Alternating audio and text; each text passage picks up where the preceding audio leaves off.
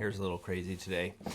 We are talking about 4 tips for reading more. Now, I don't know. Reading more isn't really the point of this. The point is actually to read better. So what you actually read goes into your life, goes into your mind, and that's really what counts. But I think a lot of people see here the library that I've assembled, and they kind of wonder, how do you become like that? I wonder what you think. Would you like to be a reader? Is being a thinker something that you're interested in? I don't find a lot of people that are like that, and I think that well, I wish that there were more. So here I thought I should do a couple videos about just how to read, which is a bit of a lost skill, it seems. People just don't quite know how to get into it. Now, of course, there's a segment of society that really has never had a problem reading, but I think the masses perhaps see reading and sort of copious reading, lots of reading, as this sort of thing they're not quite sure how to approach. And so I guess I was at one point in my life when I hadn't read a whole lot, and then I came to a place where I've read a lot of things. I've read a lot of very important works, and yeah, how do you get there? Hey everybody, welcome to the Sanctus Forum. I'm Michael Stewart Robb, better known as Mike.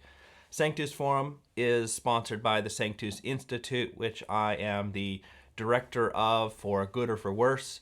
And if you subscribe to this channel, it just helps us sort of do better videos. I know that seems like a very self-serving sort of thing, but it actually does help us extend our reach and find more people in Europe who are interested in theology and spiritual formation, which is what this channel is about, as well as what the Sanctus Institute is about. Now, I've been doing a lot of videos this year about lifestyle, and that's an extremely important topic. I feel like we just don't have the appropriate lifestyle in Europe to, grow much in Christ. But I want to talk about reading a little bit, and we'll do a few videos on this topic because a lot of people do ask me about reading, which I'm glad to talk about. Not so much what specifically to read, but how to read. And today I want to talk about reading strategy, how to read more, and what sort of strategy to adopt in order to read more. Now, ultimately, the point is not reading more, but reading better, and reading better books better. But in terms of reading more, in terms of sort of expanding what you read and expanding the number of books you read, I feel like there are a few things that I've learned over the years. And the first thing that I can tell you is that you should keep lists somewhere. So keeping a list means you don't just sort of buy the books spontaneously, just right in the moment that you think, oh yeah, I've got to read this right now. And then of course you finally get it. Perhaps it comes in the mail or you bought it at the store and you didn't really exactly have time to read it right now. And then by the time you finally get it, you're reading something else, and that thing kind of gets put to the side, and then eventually it gets put on top of the other books, and eventually it gets put into in between the books, and you've forgotten about this sort of, oh, I've got to read this right now. Well, the way to get around that is to keep lists of things that you want to read. That way, you don't have to sort of buy those things immediately.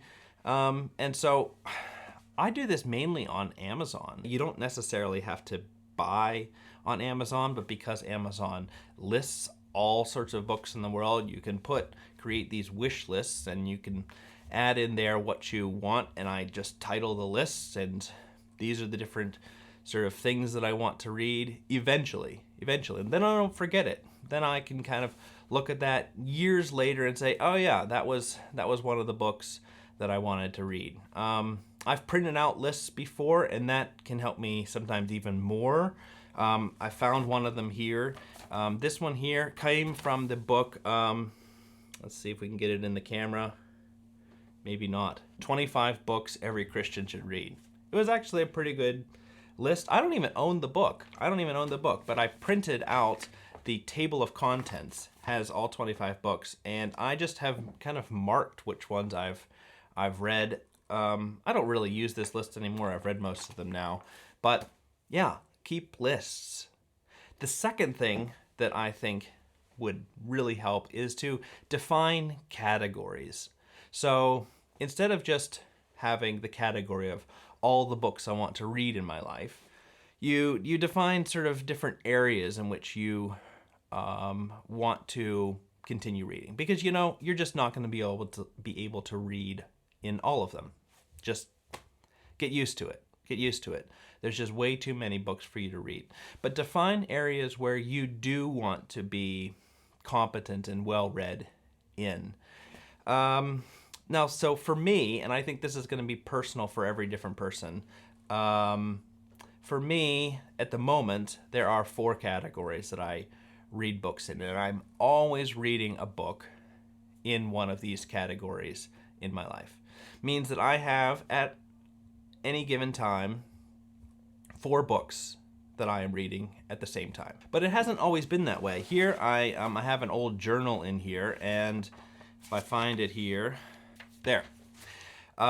This actually says 5 categories. The categories back then were theology, sociocultural exegesis, whatever that means, biblical, ministerial, that's about having to do with being a minister, and spiritual formation. So at that point in my life, those were the 5 categories that I wanted to have books that I was reading in and that I was learning about.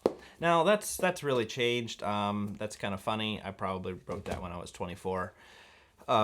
Today, the categories are theology, philosophy. Now, for me, that's basically my work. So if you are an engineer, I would assume that you would be reading books in engineering. If you're a doctor, you'd be reading books in medicine. Whatever it is that your work is, your job, I assume you'd have a spot where you'd read books that have to do with your particular field. And that's what theology philosophy is for me. Currently, I'm reading George Barclay, 2 books actually, his dialogues and his treatise.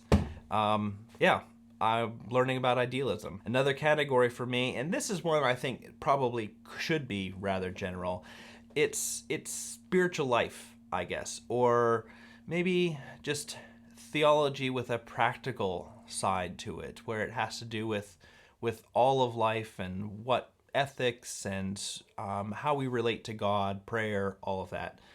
I tend to read old stuff. I don't find the modern stuff very good, but if you find people, living authors and that are helpful there, read that. I always have a book going in this area. Now, I'm reading a biography of George Mueller of Bristol by A.T. Pearson, and when that's done, I'll grab another one. I read it in connection with reading the Bible, which isn't going to be one of these categories that I mentioned, but above all these categories, you really should be reading the Bible. But maybe you already know that. Another category, this is another one that has to do with my work because I'm a writer. I read things in creative nonfiction, and I always have a book going in this area, again, because I write in this area and I just try to sort of see what's out there, learn from other people writing. Currently, I'm reading My Bright Abyss by Christian Wyman. I don't actually know how to say his last name. Kind of a difficult book, but that's what I'm reading there. And then finally, this is more, I guess it's fun. I guess it's more in the area of beauty for me. And I think not everybody needs to be reading books in this area, but I read something in literature, fiction. My wife is much better at reading fiction books than I am, but I have one that is always kind of going, usually takes me 2 months to finish it. Right now I'm reading Godric by Frederick Buechner. Also not a terribly easy book to read. So those are my categories, but you're going to have to come up with your own categories. But do come up with categories, and then you can make your lists in those categories. And that way, when it's time to read a new book, buy a new book, you look at the lists, and then you can kind of pick one that you've already curated for, your next topic in your next book in that list. The next thing, third thing, is set times to read certain kinds of books. I have set times when I read my books in theology philosophy, the ones that have to do with my profession. And because these are rather difficult books to read, they're difficult for me to read, I give that a fairly prominent time. It actually is a part of my work time. Between 9 and 10 in the morning is when I read those books. And, sometimes I'm doing something else, like I'm making a video like this, and I don't actually get a chance to read George Barclay. But generally, that's the slot that it gets. I read for an hour, and then, I don't know, I get as far as I get, and I finish the book when I do. But I always have that slot. Other books, the spirituality, spiritual formation, spiritual life ones, I read in the morning, like before 9 o'clock, when I'm reading the Bible and praying and that. And again, I read a little bit every day, or maybe every other day. And when those books are done, then I put a new one in its slot. The other two books I tend to read at night. There's no real set time other than the fact that my work is done and I get some time after dinner or whatever to just sit and read, or I read them on the weekend. Maybe there I have a few hours, but those are always in the evening slots. And if I have a difficult book like Friedrich Buechner, or this, I find that I can't read it before bed. I'm just way too tired in the last hour of the day to do any kind of reading like this. Now, if I'm reading something a little lighter, I might read it in bed, but generally those are the sort of things that I have to sort of be attentive to really appreciate. But I have those slots, so set times in which you are reading certain kinds of things, and you experiment with when can I read this and when can I read that, and you just sort of stick to that. The fourth thing that I would say that would help you read more is read the hard stuff first. Sort of reward yourself with the easier things. Now, I guess all of these things, except for George Mueller, this biography, very easy to read. All these are pretty hard, so I have to be attentive to read them, but this is probably by far the hardest book, and that's why it gets the best slot, the slot when I'm the most attentive, that I can really focus on it. And I used to have different reading schedules. I used to not be able to have a reading time during my work hours. And even then, say if you're reading only at night, and you take your different categories with you to read at night, read the hard one first. Read the hard ones first. Whatever is more difficult, read that first. And that will leave your mind and your body space to then take the easier stuff next. Now, I guess a bonus tip here on these, after these four, is buying is not reading. So buying books in different categories is not the same as reading them. Emphasize reading over buying, unless you are really into collecting books, which is a thing, and I would love to collect books. I just don't have the space in our apartment to collect books. Buy the books that you're going to read, and try to only work on just limiting yourself to actually buying the books that you're going to read, because publishers, people who are advertising books, even authors, aren't very interested in whether you read their books or not. They're interested in whether you buy their books. So you're the one that benefits from the reading of the books. There's a tiny benefit from buying books, but it's not nearly as big as the benefit you get from actually reading them. So emphasize actually reading the books. Well, that's what I've got for you today. It's a little bit different. I hope that was helpful, and we'll see what else I can come up with on reading. But if you like this video, if you made it all the way here, actually like it with your finger. I used to say that all the time.